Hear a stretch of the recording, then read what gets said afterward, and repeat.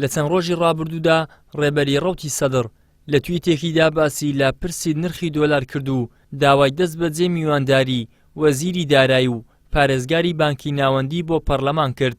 ئەمەش ئاڵۆزی و ناجێگیری لە بازاری ئاڵوگۆڕی دراو دروست کرد.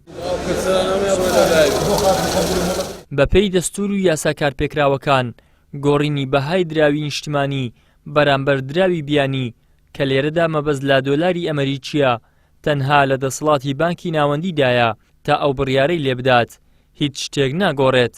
لە ئەگەری هاتنە خوارەوەی نرخی دۆلاریش هەڵاوسان و بێمتمانەیی لە نێوانی هاوڵاتی و حکوومەت و بانکی ناوەندی دروست دەبێت. بڕیاردەری یەکلاکەرەوە لەم بابەتە بانکی مرکزی تاوەکو بانکی مرکزی قسێکی تازەی نەبێ پەیامێکی تازەی نەبێ بۆ بازار لە ڕاستیە کاریگەری و دەرهاوشتەکانی مەترسیدار نابن ئەوەندەی کە جۆرێک لە شڵەژان لە بازارە دروستەکە. بۆ ئەم بابەتەش بانکی ناوەندی بە بەردەوامی چاوی لەسەرەوەی کە ئایا سندوقی دراوی نەودەوڵەتی واروها بانکی جیهانی واروها پرۆژه یاسای بودجێ عێراق بە چۆن مامەڵە لەگەڵ ئەم بابەتەکە بۆ ئەوی بزانێ قۆناغی داهاتوو داڕشتنی سیاسەتی خۆی دابڕێژێتەوە.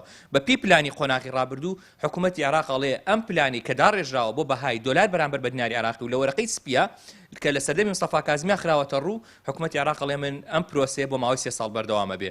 هەموو دەستکاریکردنێک کە لە ئێستادا لە بەهای دینار بەرامبەر بە دۆلارا بکرێت شڵەژانەکە زۆر مەترسیدارترە بێ جۆرێک لە نەبوونی متمانە لە نێو بازاڕە ئەبێنێتەوە جارێکی دیکە کاریگەری و دەرهاوشتێکی خراپ ڕوبەڕووی ئابووری عێراق بێتەوە. ئەنجومەنی بازاری دۆلار فرۆشانی هەولێر و خاوەنی نووسینگەکان دەڵێن لەم چەند ڕۆژەدا فشارێکی زۆر هەبووە بۆ گۆڕینەوەی دۆلار بە دینار بازاریش لە تواناییانە ئەو ڕێژە دۆلارە بگۆڕێتەوە بۆیە نرخی زیاتر دابەزاندووە. ئەو دۆلاری لە ماڵەکان هەبوو هەمویان هینا بازارەکان بە تایبەتی ئەو دوو ڕۆژەی کە ڕۆژی هەینی و شەممە لە بۆرسی هەولێر پشووە مامەڵەی درا و دۆلار و سەرجەم دراوەکانی تر خەڵکی زۆر ڕووی لەو شوێنانە کرد بوو. ئەو شوێنانەش توانای وەرگرتنی ئەو بڕز دۆلارە زۆریان نییە بۆیە پەیتاپەتیان نرخیاندا دەبەزاند و خەڵکیش ڕازی بوو بەو نرخەکەمای ئەوانش بە دوای قازانجی خۆیاندا دەگەڕێن بۆیە ئەتوکەت هەرزان دەیفرۆشیەوان لێ دەکڕن.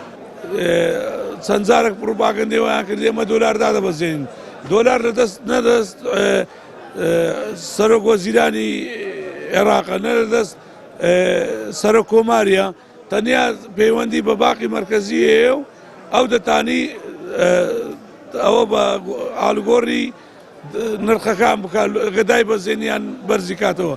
دەتانم برێم ڕێکلامە هەموو ئەوانەی کە سەرەرمەند بۆ ئەوانەی ماڵانە وەرەقەی ماڵان یعنی دەبینی ڕێکلامە چ جێری دەبێتن فەقیری کار و کەسابەتی نیە لۆ پرسەتەش دەگەڕێ قانجازە بکات زۆر بەداخەوە جاری دووەمە هاوڵاتیان تووشی زەرەر دەبن لەبەرەوەی هەمووی ڕێکلام و ئەعلامە هیوام وایە خەڵک پارەی خۆ بەدەست بە بگریتن و تەلاعوب پێ نەکاتن. دوای ئەو شڵەژانەی دروست بووە دوجار بانکی ناوەندی تا ڕادەیەکی باش سەقامگیری بۆ بازار و بەهای دراوگێڕایەوە کاتێک هەمووانی لەوە دڵنیا کردەوە کە هیچ گۆڕانێک لە نرخی دۆلاردا ناکات. بەو پێی بەرزکردنەوەی نرخی دۆلار لە ڕابردوودا سوودێکی گەورەی بە عێراق گەیاندووە و لە پەخستنی ئابوووریەکەی پاراستوویەتی.